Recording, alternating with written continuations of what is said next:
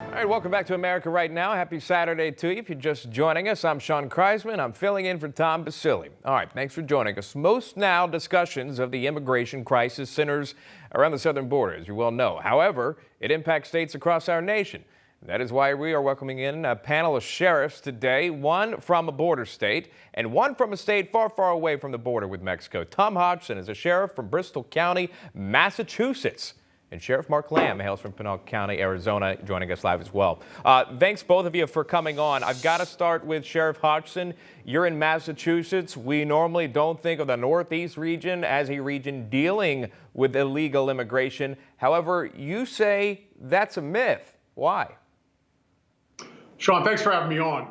It's clearly a myth, and a recent Pew Research report reported that over a recent 10-year period, Massachusetts had the highest migration of illegal aliens than any other state in the United States. And we're seeing it more and more now with MS-13, these gang members, and all of the people who are, flooding across this border.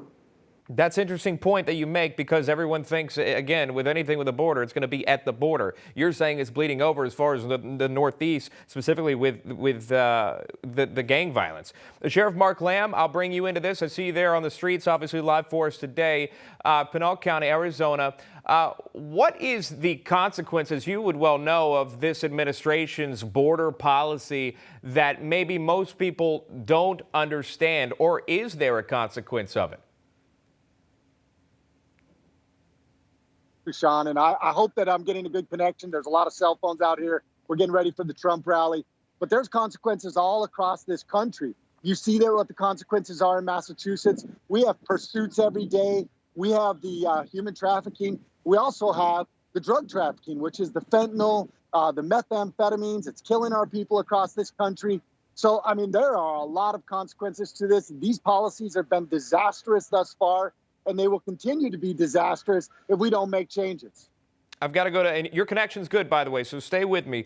Sheriff Tom Hodgson, I'll go back to you here. We just talked about the consequences. Maybe you could call them hidden consequences. Have you seen that of this policy from the administration in your region, sir? Absolutely. And the administration, the Biden administration, has been undermining law enforcement and intentionally and knowingly promoting people coming in. And honestly, this president and Mayorkas and the rest of his administration ought to be charged for all of the aiding and abetting that they've been doing to undermine us and victimize, promoting the victimization from angel moms and dads to sex trafficking, human trafficking, all the crimes that are happening. He ought to be proud. He's no different than a mob boss, to be honest with you.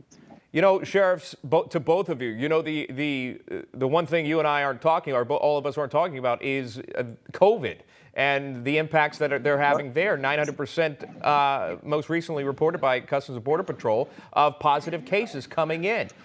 There's concern for everyday American citizens, and you wonder how much concern there is for illegal immigration that's happening across our border. Are they getting vaccinated? Are they getting tested? Do they go to quarantine? Are they just released in the area?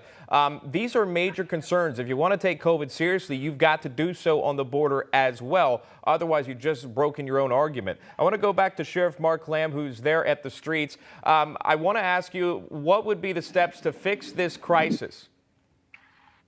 Well, you've got to shut down the border. You've got to secure it first and foremost. We have to stop the bleeding. This is like trying to clean up the bathroom water on the streets if you don't turn off the faucet. So first and foremost, we got to turn that off, stop the bleeding, stop the trafficking coming into this country. And then we need to work through the issues that they've created here and the crisis they've created. And you're right. The COVID is an issue because they have got, they're doing away with Title 42. For those listeners out there, Title 42 was something that President Trump enacted in March of last year to be able to send people back because of COVID. And they want to do away with that. On one hand, they want you to wear a mask. They want you to be vaccinated. On the other hand, they're completely okay with letting people from who knows where come into this country untested, unvaccinated, and COVID be damned. That's what their thought is. Sheriff Mark Lamb, I'm going to switch a little bit with you here. You mentioned former President Trump. I see behind you lines. Where are you? Are you outside of the arena where the rally is? Because I see a massive line of people. Describe that scene, and what is that? Yeah, on both sides of me, there's tons of people. I'm right in the middle of the street, right in front of the area or the arena where we're going to be doing this rally. This is about protecting our elections. it shouldn't matter what party you are. You should want to know that we have fair elections. 4 years ago, the left was complaining about fair elections. Now they don't want you to do any audits, or they don't want to ensure that we're having fair elections. So that's what everybody's here for today. I'm here to support the people because I represent the people, and we want to ensure that America remains free, that our elections are secure, and we can trust in them. Well, you got to let these folks know that thing doesn't. He's not going to speak until 6 p.m. tonight.